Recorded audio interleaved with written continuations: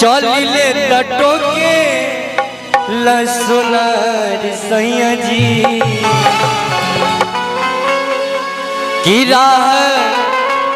चलिले तटो के ले सुनार सैया जी। एक भाव एक जना के सोना उनके पति देव उधार दे वहीले बारे देखी सोनार कैसे टोकेले की राह चलिले तटो के ला सोनार सैया जी काहे नथिया गढ़बल सैया जी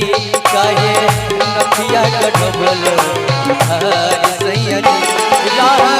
चलिले तटो के ले सोनार सैया जी राह चलिले तटो के ले सोनार सैया जी काहे नथिया गढ़बल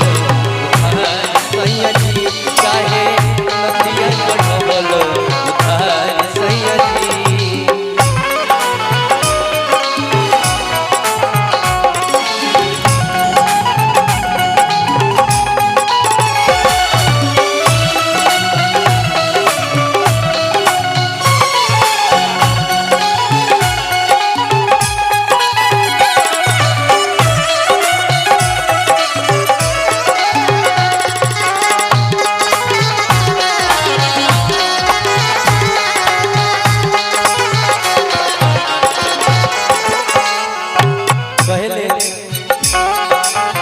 चली चाहे रहिया धोके चली चाहे गली कहले कि एने आब कही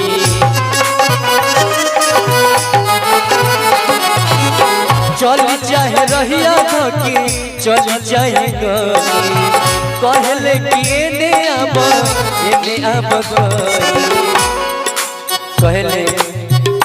जदी करत होई हमारा से प्यार सैया जी जदी करत होई हमारा से प्यार सैया जी जाके अजवे चुका दो सैया जी जाके अजवे चुका दो सैया जी जाके अजवे चुका दो सैया जी जाके अजवे चुका दो